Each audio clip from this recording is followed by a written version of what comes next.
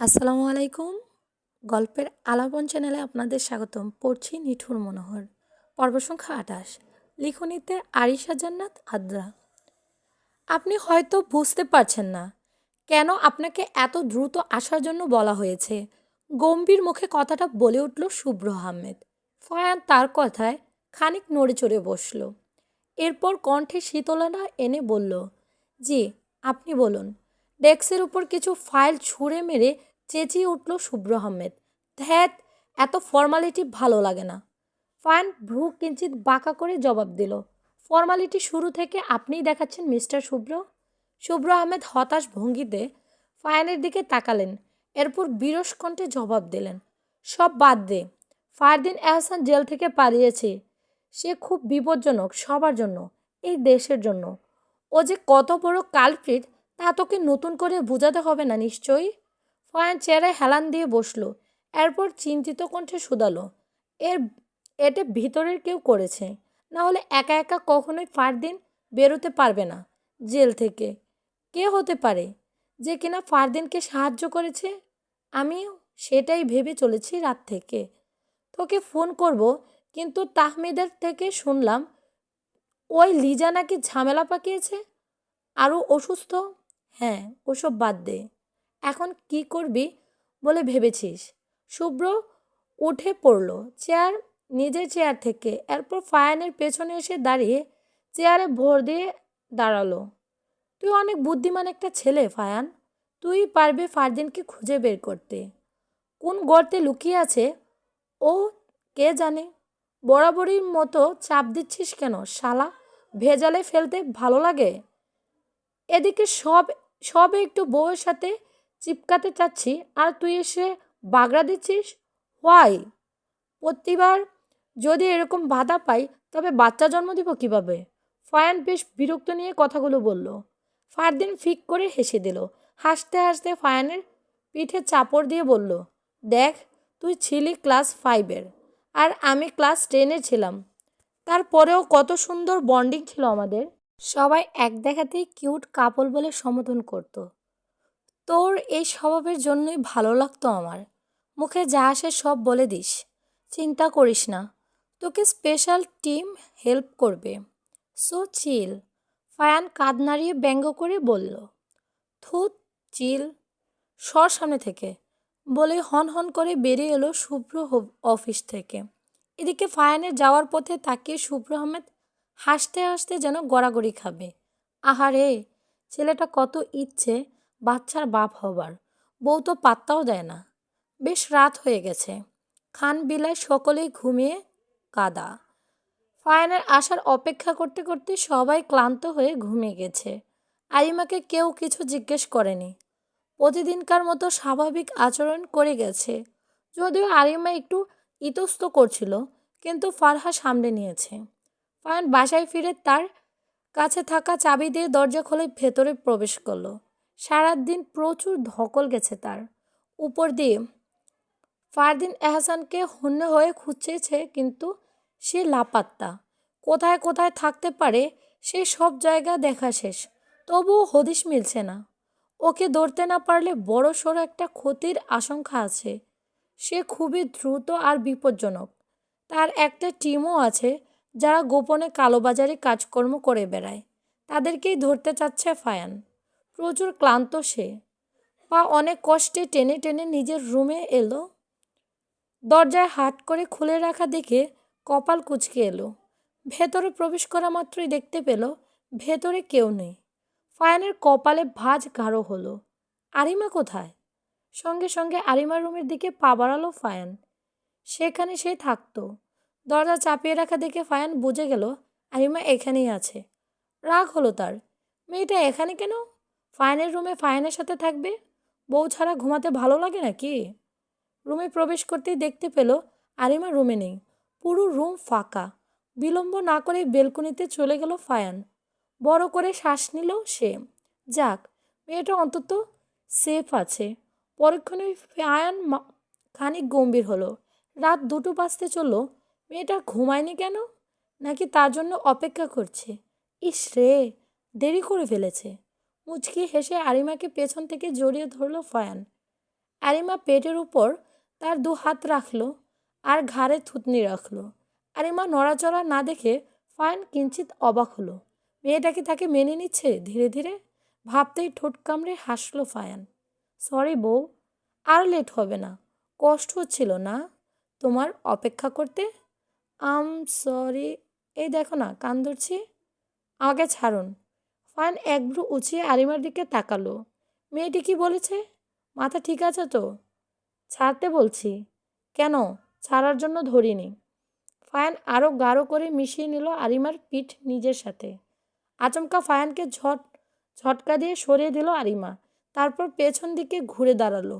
ফায়ান গম্ভীর মুখশ্রীতে আরিমার দিকে তাকিয়ে আছে। ব্যাপারটা এরকম নয় যে আরিমা তার দুর্বল্য সরিয়ে দিয়ে ধাক্কা দিয়ে ফায়ানকে কতটুকু সরিয়েছে। ভাবার বিষয় হলো তার বউ তাকে ধাক্কা কেন দেবে? বলেছি না আপনি আমাকে ছোবেন না। ওই নোংরা হাতের স্পর্শ আমাকে দিবেন না আপনি। ফায়ান কপালে ভাঁজ গাঢ় থেকে গাঢ় হলো। মেয়েটার মাথা ঠিক আছে? কী সব আবল তাবল বকে যাচ্ছ? ঠিক আছে মাথা? ফায়ান আরিমার কপাল হাত দিয়ে নিল। আরিমা ঝাড়ি মেরে সরিয়ে দেয় হাতটা আর এক অনাকাঙ্ক্ষিত আচরণ করে বসে। ফায়ানের গালে ঠাস করে একটা চড় বসিয়ে দেয়।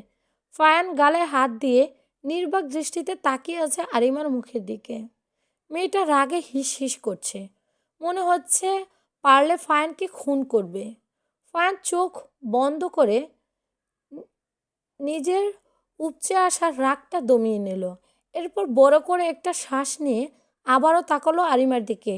শান্ত কণ্ঠে শুধালো, কী ব্যাপার ফুল? কোনো সমস্যা হয়েছে? কেউ কি কিছু বলেছে? ভয় না পেয়ে আমাকে বলো।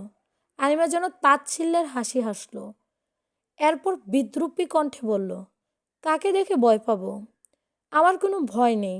আপনি আমার থেকে দূরে দূরে থাকবেন। আর হ্যাঁ, ডিভোর্স পেপার অতি শীঘ্রই হাতে পেয়ে যাবেন। কালই আমি নিয়াজকে নিয়ে বাড়ি ছাড়ব। আরিমার অনায়াসে বলা কথাগুলো শুনে ফায়ান যেন নড়তে ভুলে গেল। নিঃশ্বাস নিতে কষ্ট হচ্ছে তার। চোখ দুটো যেন কোটল থেকে বেরিয়ে আসবে। তৎক্ষণাৎ সে কিছু বলল না। কিছুটা সময় নিয়ে শানিত দৃষ্টিতে আরিমার দিকে তাকালো। যা বলছো ভেবে বলছো তো? কেউ কি তোমাকে ব্ল্যাকমেল করছে বা এ জাতীয় কোনো সমস্যা? আমি আছি তো ফুল। দেখো তোমার মন্ত্রী সাহেব তোমার সামনে। কে কি বলছে খুলে বলো আমায়। সামান্য ভুল বোঝাবুঝি আমাদের সম্পর্কটা শেষ হতে পারে। বলতে বলতে আরিমার গালে এক হাত রাখলো ফায়ান। দৃষ্টি তার বেসামাল। আরিমা সরে দাঁড়ালো ফায়ানের থেকে। এরপর আঙুল উঁচিয়ে বলল, ডোন্ট কল মি ফুল। আপনার মুখে এ নাম শুনে বমি পাচ্ছে আমার। ওয়াক থু।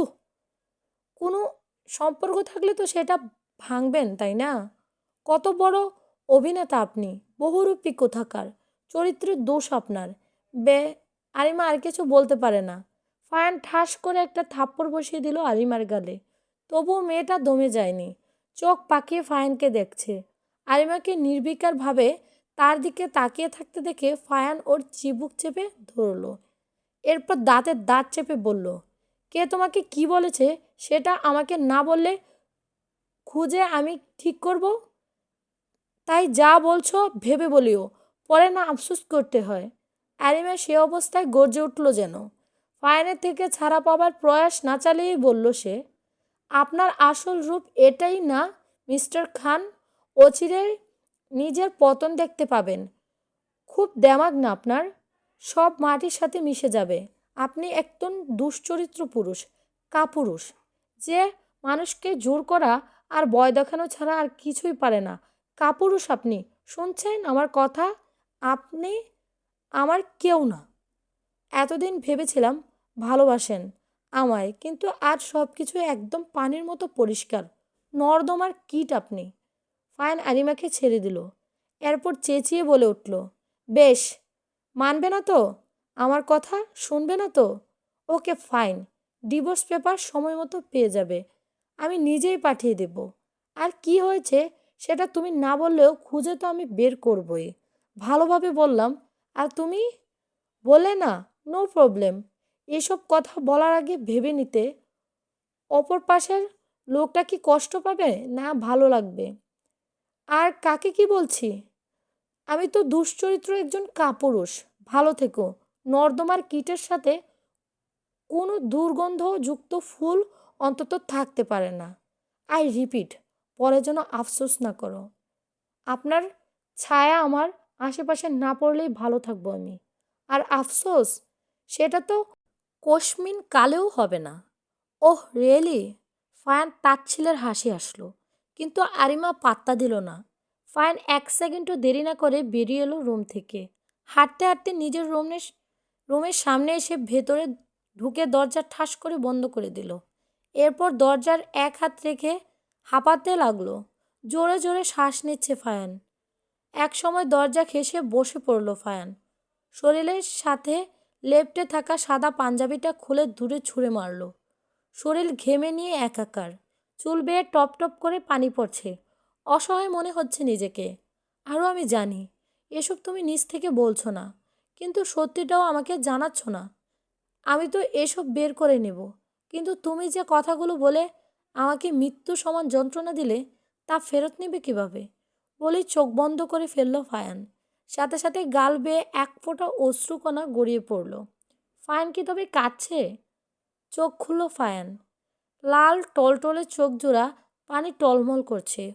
অশ্রু যে ফায়ানের চোখে একদম মানায় না, তাকে এই সুপুরুষ জানে। কিন্তু ভালোবাসার মানুষের মুখ থেকে এসব কথা সে মেনে নিতে পারছে না। হ্যাঁ, ভালোবাসার মানুষ। সে আরিমাকে সত্যিই ভালোবাসে। তার বিয়ের কিছুদিন পর থেকে আরিমার প্রতি দুর্বল হয়ে যায় ফায়ান। কিন্তু লাভ কি? মেয়ে মেয়েটা তাকে বুঝলো কই?